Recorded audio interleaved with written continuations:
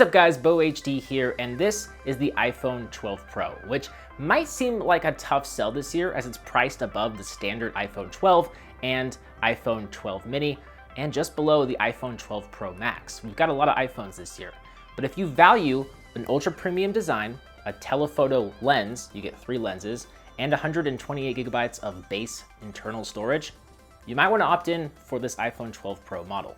Now, as you probably know, Apple refreshed the design this year with the new iPhones, bringing back the industrial design that Apple first made famous with the iPhone 4. With the iPhone 12 Pro, you get a glossy, reflective stainless steel frame that shines way more than the standard iPhone 12's aluminum frame. It's gonna pick up more fingerprints and smudges though, but in my opinion, the sense of quality that is associated with it when you look at it from afar, it outweighs the fingerprints and smudges you might see up close. Now, I went with the gold variant. I really am on a copper gold kick lately. And this variant, it has gold accenting on the frame, the rings around the camera lenses, and even the SIM card tray. The rear features a frosted glass that's definitely more slippery than traditional glass, but once again, it permeates a sense of quality. And in terms of, functionality, the iPhone 12 Pro is super easy to grip thanks to its flat sides, but it definitely doesn't feel as comfortable as previous iPhones because the edges can be relatively sharp. So you do have some pros and cons, but personally, I prefer this trade-off.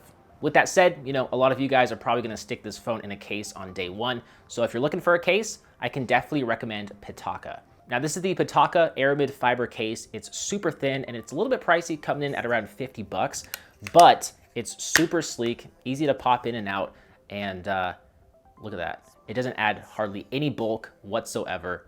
And what's also cool is it works with their magnetic car mount, which I use every time I'm in my car. It even works with some of the MagSafe accessories that Apple recently announced. They even have their own Pitaka magnetic wallet that can attach to the back of this phone.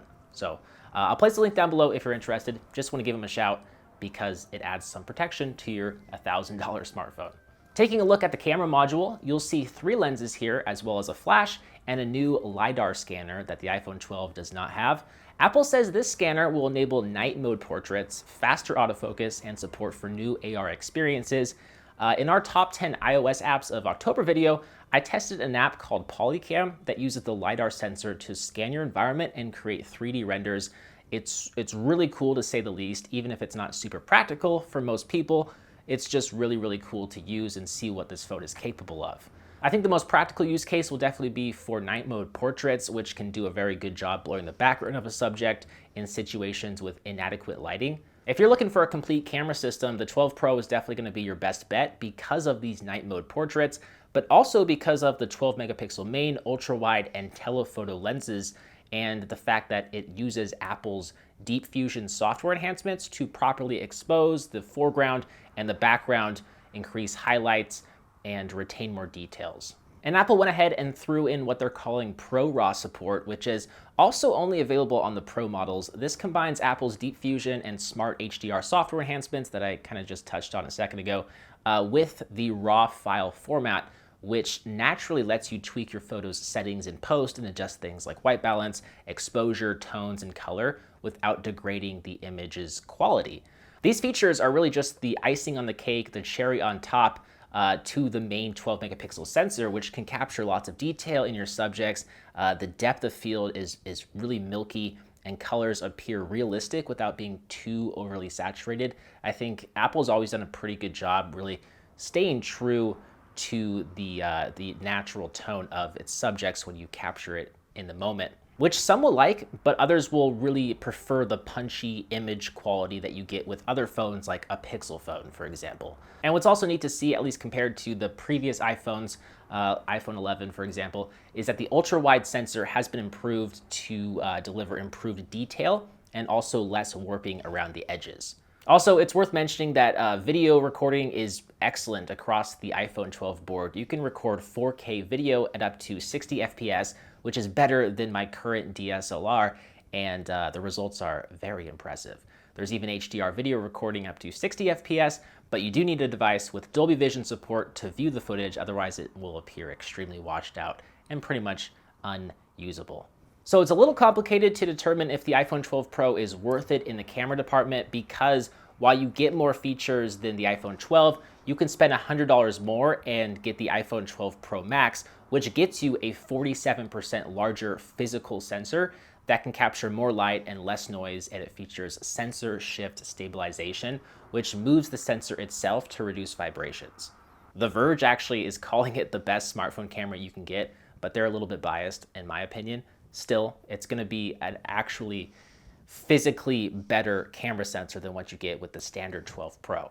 The thing is, you get a massive phone, which not everyone can stomach, myself included, but if you don't care about the display size, it's probably going to be worth the extra $100 to get the best of the best camera system of all the new iPhones. So in this case, camera quality is great, but it could be better for only $100 more. But if you really value one-handed usability, then the iPhone 12 Pro, which is what I'm reviewing here, is going to be the better option. You kind of follow what I'm saying? What also complicates things is the internal storage. The iPhone 12 is about $800 for the base model with 64 gigabytes of internal storage. If you want 128 gigabytes, it'll cost you an extra $50, bringing the price to $849. That's only $150 less than the base iPhone 12 Pro, which has the additional camera features and more premium build. It's just worth noting because if you're at all interested in the telephoto sensor and the extra camera modes and maybe even the premium build, it could be worth it because you also get additional storage. Now, just about everything else with the iPhone 12 Pro is identical to the iPhone 12. The 6.1-inch Super Retina XDR display looks great and is definitely a huge upgrade over my previous iPhone 11. Just comparing it left and right, it's a big difference, guys. Viewing angles, colors, and pixel density is excellent. Now, the iPhone 12 Pro actually gets slightly brighter than the standard iPhone 12, but that's literally the only difference, and it's a difference of only 175 nits. And having just received the iPhone 12 mini, I can confirm that it is the ideal size for one-handed usability. A lot of people are really going to love the size of this phone, and I'm really glad, personally, as someone who's really grown up loving big phones and has migrated to smaller phones over the years, I'm really glad Apple has focused on smaller devices for people like us. But I will say, with the Pro model, I can still send messages with one hand pretty easily, although accessing the control panel and other areas of the phone, like swiping down the notification panel, can be a little bit of a reach, even with my fairly large hands. So if you have small hands and you value one-handed usability above all else, the Mini is probably going to be your best option. But if you spend a lot of time on your phone, you consume a lot of YouTube, TikTok, you name it, I think the iPhone 12 and 12 Pro, the display size it offers is going to be the best of both worlds. Now, as for battery life, I am pleased to report that it is very good. It could be better with the iPhone 12 Pro Max, but I was able to get through a full day of moderate to heavy usage and still have juice to spare.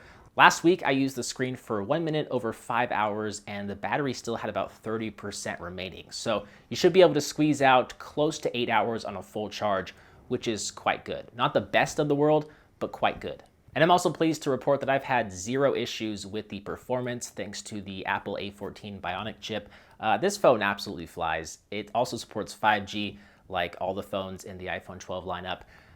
But it's nice to know that it's future-proof, you know, in terms of performance and also in communications, 5G, even if 5G is still very much in its infancy, to the point where I haven't really noticed any real-world difference between it and 4G LTE, other than the 5G logo that appears from time to time. That kind of makes me feel like I made a good purchasing decision. But honestly, 5G is really just marketing hype at this point. I see no real difference, in all honesty. So in closing, if you want one of the most premium polished smartphones on the market, and you can see yourself using the LiDAR sensor, the extra telephoto lens, and some of the exclusive software features I mentioned that are only available in the Pro models, the 12 Pro could certainly be worth it for you.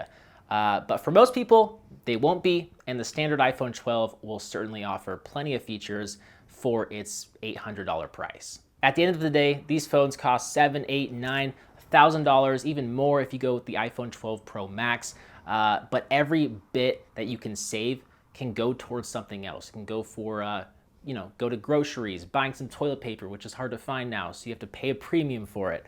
So I would start with the iPhone 12 unless you're for sure all about one-handed usability and you want a small device, which maybe you should go with the iPhone 12 mini, which is even cheaper, can save you more money. You can buy more toilet paper. And then after you start playing around with it and you really start missing the telephoto lens, or maybe you want a more premium build, whatever it is, then you can decide, oh, well, I'm gonna return this phone and spring for the more expensive model. I'm already spending several $100s. What's another $100 more? That's just my logic. Maybe you guys will agree with me. Let me know in a comment down below. As always, I'm BoHD from PhoneDog.com. Thanks for watching. Hope you enjoyed this review. I'll see you right back here in the next one. See ya.